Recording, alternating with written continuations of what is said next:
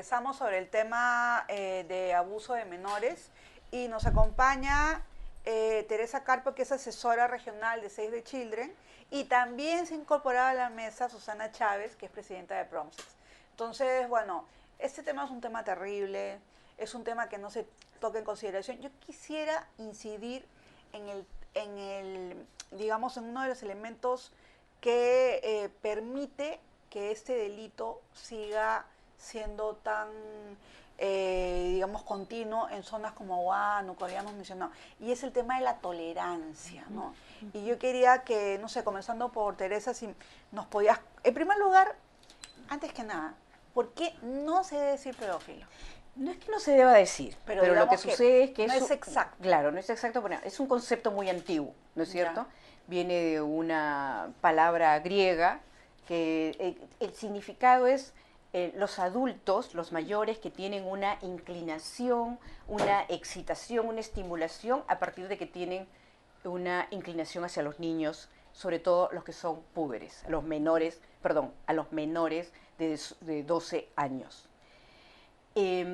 Durante muchísimos años estuvo permitida las relaciones sexuales entre los griegos, los romanos, a partir de los 13, 14 años. Era normal que el maestro tuviera relaciones sexuales con chicos menores de 17 años. Pero siempre en la historia de la humanidad estuvo mal visto que se tuviera por debajo de los 12 años. Pero se les veía como personas enfermas y así estaba señalado en diversos estudios. Pero a partir de que existen los derechos humanos como tales y de la Convención de los Derechos de los Niños y de las Niñas, ya hay una aclaración. Y es, por un lado, que los niños y las niñas son ciudadanos y deben ser tratados con respeto y tienen derechos y se está violando su derecho.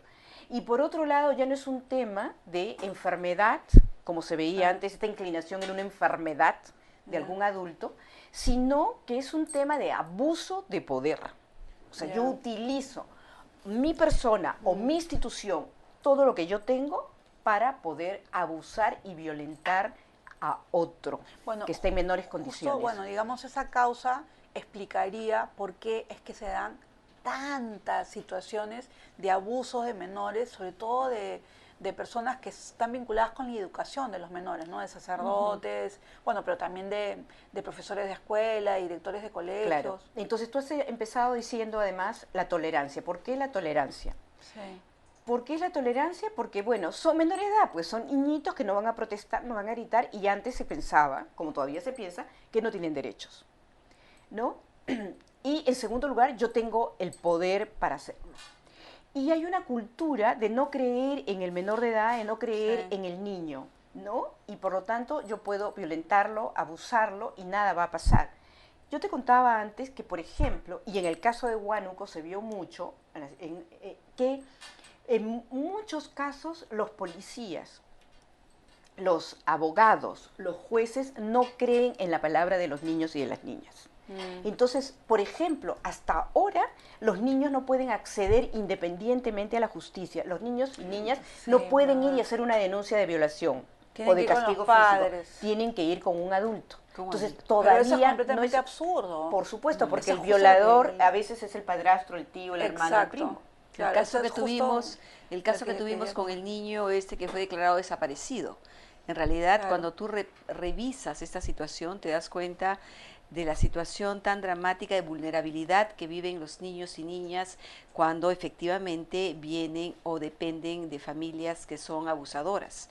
Entonces allí se va dando una cuestión sumamente perversa como la que señala Teresa. Pero yo añadiría, digamos, compartiendo plenamente esta primera visión de la tolerancia, lo otro también tiene que ver con una cuestión de erotización que se enfermiza, digamos, perversa, que se va desarrollando frente al tema de la sexualidad de los niños y niñas, que tiene que ver también con este fondo del experimentado y el no experimentado, de quien inicia finalmente sexualmente a un menor o a una menor de edad o a una niña.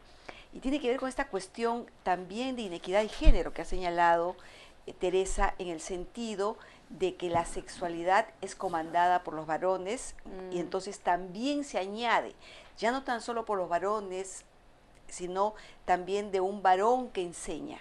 y entonces en este contexto se ven a los niños y niñas como parte, digamos, de que pueden tomar y que no hay justicia.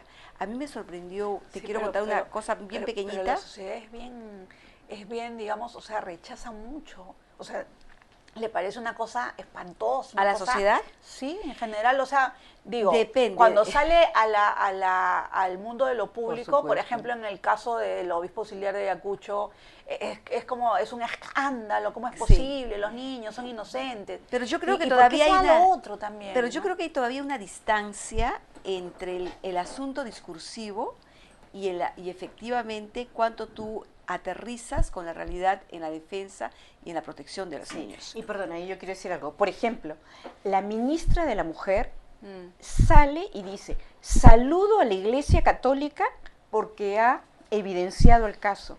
Cuando ella lo que tenía que salir a decir es, esto es terrible lo que está pasando, nos apena que esta institución tan importante, que debe estar protegiendo a los niños y a las niñas, se haya callado durante tanto tiempo y nosotros como institución tutelar vamos a proteger a las familias y a estos niños y niñas víctimas. Entonces, ¿por qué? Porque lo que hay es una distancia del discurso al hecho y lo que yo protejo no es el bien jurídico del niño y de la niña, sino lo que yo protejo es la institución.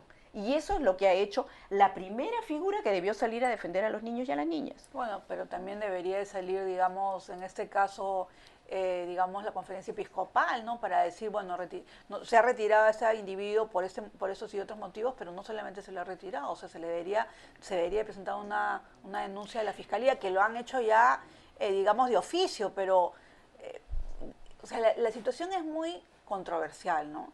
Y a mí me parece que es un momento, digamos, importante para poner sobre la mesa, y además en la Semana de los Derechos de los Niños y las Niñas, para poner sobre la mesa eso, ¿no? O sea, ¿por qué se considera que los niños no dicen la verdad? ¿Por qué se sospecha que cuando dicen algo están exagerando o están mintiendo sobre esa persona, ¿no? Y eso en primer lugar. Y en segundo lugar, ¿por qué no, digamos, permitimos o damos una facilidad para que los niños puedan ir a no sé, a una demona, etcétera, y decir, bueno, ¿saben qué? Me está pasando esto. Porque para que un niño lo haga es porque realmente ha tenido el coraje y la valentía de poder salir de ese mundo encapsulado en el que estaba sometido, ¿no? Sí, el próximo año, en marzo del 2014, va a haber un día del debate en el Consejo de Derechos Humanos de las Naciones Unidas sobre acceso a la justicia por parte de los niños y niñas. Claro. Y una de las cuestiones que los niños y las organizaciones que trabajan por los derechos de la niñez están levantando es que puedan los niños acceder directamente y presentar sus denuncias, algo que también se está planteando aquí en el Perú. Pero por otro lado, lo que te señalaba, ¿por qué no se les cree? La Convención de los Derechos del Niño cumple 24 años de adoptada y aprobada. Pero después de 24 años de que se ha venido implementando, vemos, ahora que se está revisando el Código del Niño y del Adolescente, que hay una serie de retrocesos que se quieren plantear con respecto a los derechos que los niños ya han venido ganando. Quiere decir que las personas, las autoridades, los funcionarios, la sociedad civil en su conjunto, las madres, los padres, no han interiorizado que los niños y las niñas tienen derechos. Claro, sí, a mí justo te quería preguntar sobre eso, ya nos quedan pocos minutos, pero te quería preguntar sobre ese tema. Hace poco hablé con un amigo que me decía, te voy a mandar las actas del debate de la modificación del código, porque me dijo, porque si tú supieras, o sea, esas actas de ese debate son terribles, o sea, los conceptos que estuvieron manejando los congresistas son totalmente, o sea, conservadores, como si los niños fueran animalitos. Pero es más, en contra de las evidencias, porque tú te puedes tener un pensamiento conservador, pero tienes que basarte a un mínimo de evidencias para decir qué sirve y qué no sirve.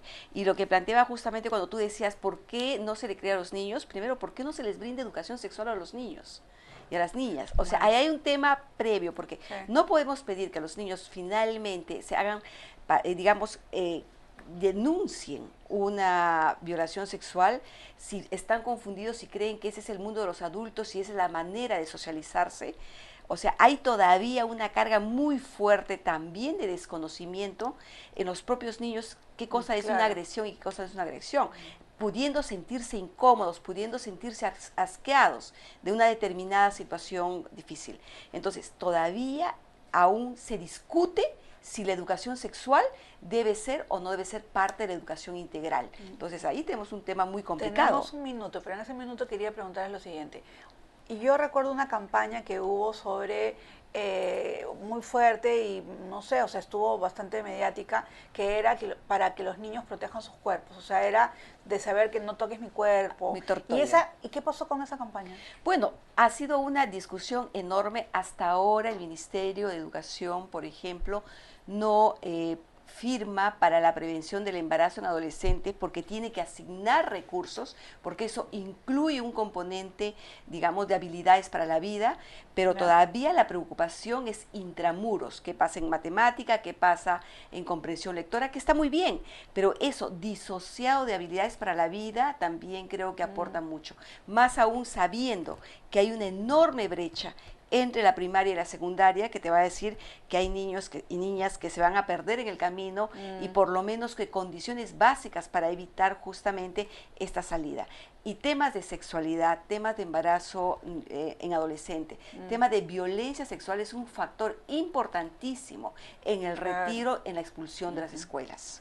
Y bueno, sobre ese punto nada más, o sea, ¿no se podría plantear, digamos, una campaña que sea, digamos, interministerios entre, no sé, cultura, educación, mujer, etcétera, que puedan, o sea, pero una campaña mediática, ¿no? Pero hay que demandar compromiso supuesto, político. claro. Ese es el otro asunto. O sea, aquí quien nos tiene que responder Es el Estado, es la por supuesto. ministra de Educación. ¿Qué pasa con la educación sexual? Y creo que hasta ahorita está pasando bien piola. Nadie le está preguntando y dando rendición de cuentas qué está pasando con Ahora, la educación sexual es de todos los sectores, francamente. De todos los sectores, ¿no? pero claro, mínimamente empieza con salud, con educación, en Claro. fin, hay Sí. mucho por hablar, ¿ah? Sí, esto es solamente el comienzo. Pero bueno, yo les agradezco, Teresa, Susana, por Gracias. estar aquí con nosotros. Y bueno, con ustedes será la próxima semana, pero la próxima semana va a estar Paul Marquet en Lo Justo.